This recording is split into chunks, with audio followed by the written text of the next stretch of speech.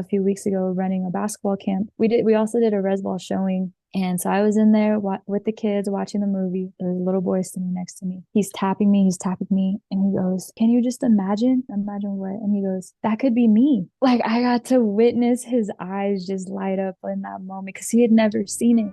That was his first time watching. And for him to tap me and to say that, like, it got me emotional. Welcome, everybody, and welcome. I am Jermaine Jackson, sports producer here at Daybreak Star Radio, the only station indigenizing the airwaves. And today I have the wonderful pleasure of speaking with a rising star, both on and off the court, the multi-talented athlete, Analyss Benally. She was an all-state basketball player in high school and also a state champion. She played Division I basketball for San Jose State University and is currently playing pro ball overseas. We are excited to get an inside look at her journey. Analyss, welcome and thank you for joining us. Yeah, of course. So my name is Analyss Benally, proudly born and raised in Shiprock, New Mexico, of the Navajo Nation. When did you first discover your love for the sport of basketball? I've known since I was a baby, like since it's my first few memories. Like my dad played ball. He played ball every weekend. My sister played ball in high school and college, and my mom wasn't one of the athletes, but we were just talking about stories, and then my mom was like, "So when did you take Annalise to the gym the first time?"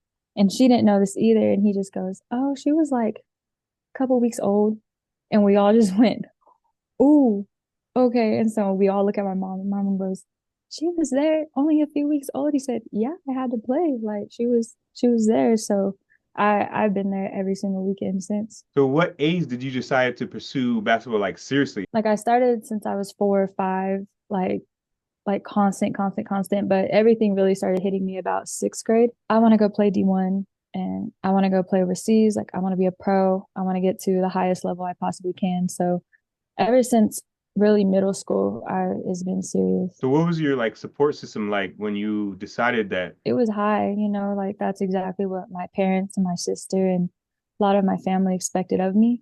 I expected so much of it of myself. So it was never like this out of reach thing. Like I never thought that growing up just because my parents were always like, "Yeah, you are gonna go do that. So you need to figure it out and we need to figure it out and what we gotta do and how you're gonna get there and what and all these different steps, the small steps that lead to this big one that I wanted to go and proceed." Can you share a standout moment in your career so far that has helped shape you as a basketball player? My later years in college, I came home one summer and I can't remember for the life of me who I was speaking to, but I was speaking to someone older, one of my elders, and I remember him just like asking, "Oh, so what do you want to do after college? Like, what are you gonna do?" And I let him know, like, I'm gonna go play pro. Like, I signed my first contract.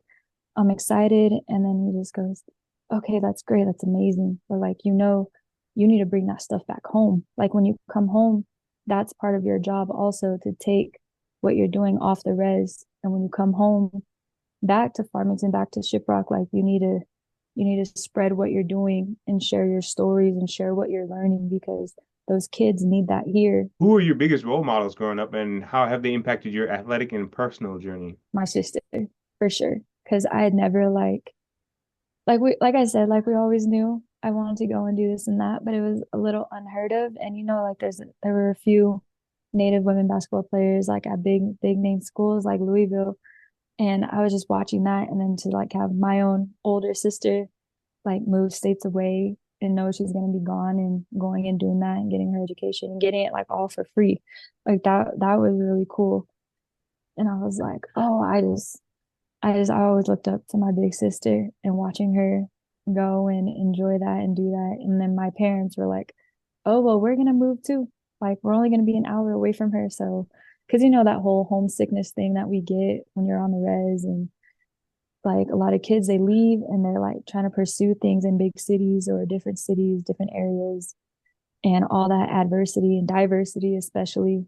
And you're like, "No, I just want to go home. Like, let me just go back to what's comfortable." So my parents really were like, "We're gonna go with you. So if you get homesick, you don't leave everything. Like we're only an hour away. You can come back for a day and then you figure it out and you just go right back to school." How has your Native American heritage influenced your journey in basketball? It came later in life. my parents, they didn't grow up traditional. They're both half Navajo and both grew up on their dad's sides, and both my grandmothers are Navajo. So they didn't grow up traditional. So although I was here, I'm in it, I'm in the depths of it. There's things that like I see it and visually I'm like, okay, I know what that is, but I'm not like in it, you know what I'm saying? And then as I became older, realizing like that's my title is like I need to represent who I am. And I've always been proud. It's just it's crazy to think like I don't necessarily know what I should know. And so as I'm older, it's my responsibility now to learn the traditions, to learn the stories and everything and being able to carry that and just to be proud of it and know that I'm still learning.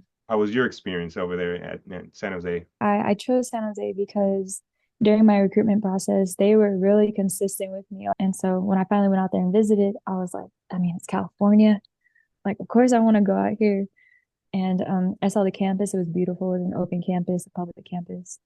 And I was like, okay, it wasn't too big. It wasn't tiny at all. And you're like right there in a city. So I Hmm. thought this is exactly like where I need to be. I'm comfortable. It feels like a second family. So how was the process Yeah. of starring in Rez Ball? I was in my second year pro. I was living in Albania and I had about 4 months left in Albania and we were doing really well. So during that season, we won 5 out of 6 championships. So at this point, I think we had a couple under our belt, but like, of course, like the playoffs and the main championship that rounds up at the end is coming up soon. And my dad, he's always venturing out, like finding things and seeing emails and seeing this and that. So he sent it to me, the casting call. And he goes, Annalise, look, there's a Netflix movie. It's being produced by LeBron James, and we're LeBron James fans. So I've had 3 teams. So we're LeBron James people. And I was like, oh, that's cool. And he goes, it's called Rez Ball. It's on the Rez. It's based in Shiprock. And I'm like, you're joking. He said, it's a Navajo boys team and they're looking for Native American players to like play basketball players. Like, you have to do this. Like, let's send something in. And I'm nervous because I'm like, I'm not an actress. Like, I don't want to be an actress. Like, that's really cool. And I'm glad it's happening, but I don't know if it's for me. And he goes, Annalise, just send something in. Like, I've been emailing them. Someone's really excited from the casting to talk to you. So he had already been in the works before I even knew anything. And so I was like, oh, okay. He goes, they're going to email us the script, a couple parts that they want you to read for, and you need to set up your phone and do a few videos and send it to me. I'll send it to them and I'll let you know what they say. So I'm just like, all right, like I might as well. So I do that and we get an email back and they're like, okay, yes, like we want you in this. To my shock. And I'm like, when is the filming? Like, what am I doing? Like what's the part? Like, what are we doing? And so we run over a couple more details. And they're like, well, we would need you soon. And I said, oh, how soon? And they go, well, like in a couple of weeks. And I thought, I'm sorry, I'm here for months. Like I'm under contract. Like I'm not going to be home until May. So sadly, I was disappointed. And they let me know, like, okay, well, we might be already done by then. But movies, like we might go over time. So just let us know when you're coming back. And if we're still in filming, like we'll get you involved somehow. I'm like, okay, I don't care what it is. Like, I'll be the janitor, I'll be an extra, I'll be anything. Like, I have to see myself in this movie for a couple of seconds. They go, okay, okay. I find out my plane ticket the day I'm landing and I email them immediately. And I'm like, I'll be in Albuquerque this day, this time. Like, I'll leave straight from the airport. And they go, oh, actually, we have 2 weeks left of filming. You can come in our last week in in a few days and you will film for 5 days. You'll be on the girls' high school team. You'll just be doing practice scenes and this, but you'll be on the court with the ball. I said, oh, that's perfect. That's my role. I'm like, okay, great. So I get there, I meet everybody, I meet Sydney Freeland, and she was just cool. She was great the whole time. Like she was showing me the camera work. She introduced me to the cast, to the crew, and I'm excited. I'm like, okay, I'm just gonna do what I'm doing anyway. And by like my second day of filming, we all huddle up and she goes, well, Annalise, tomorrow you're going to have lines. And I'm just quiet. And I go, okay. I'm freaking out inside. Like I'm scared. And I'm like, oh my God. Okay. So the next day we did a lot of lines, a lot of filming, makeup, like all the works. And so I filmed my lines for a few days. And my last day was just a couple more basketball basketball scenes, and then that was it. And I was in the movie. What are some of the things that you took away from that whole experience that has like helped you in your career, like right now? Persistence was a big thing. It was like, because when you're doing something, you don't want to be like pushing, pushing, pushing. Hmm. But when you're just excited and it's something you really want, like persistence isn't a bad thing.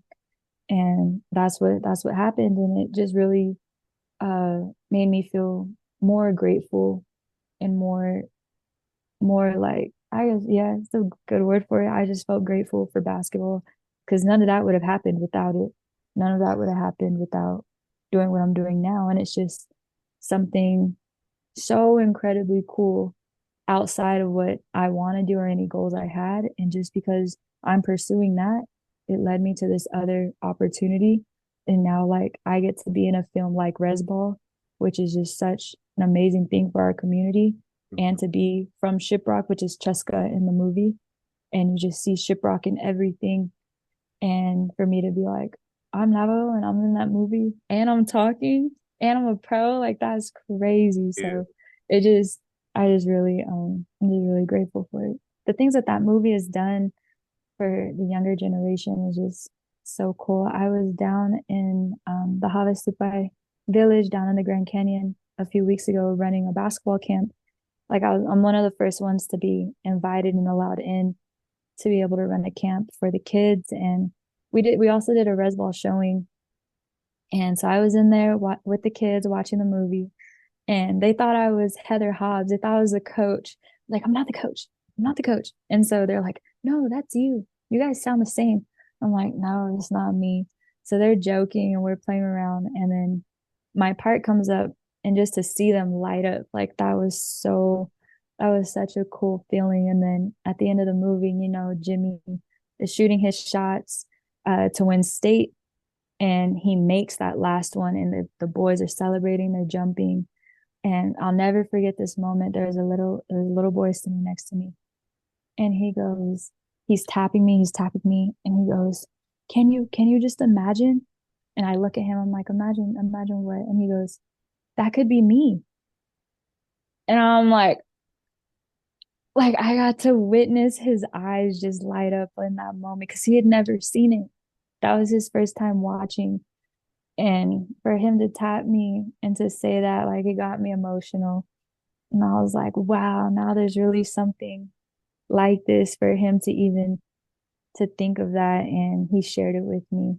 Talking about the youth, what advice would you give to young Indigenous kids who dream of pursuing sports, whether collegiate or professionally? It's so much easier said than done, but that confidence you build within yourself will have so many of your goals just happen for you. And that persistence of um, reaching out to people and doing what you need to be doing the right things.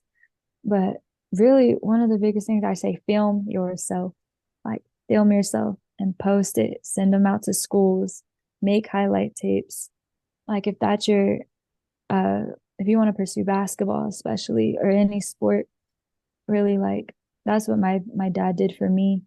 He made highlights every single year since I was in seventh grade, and that's what started getting like the phone calls and the letters coming in and getting them to come out to Texas and Kansas City to come watch me during summers.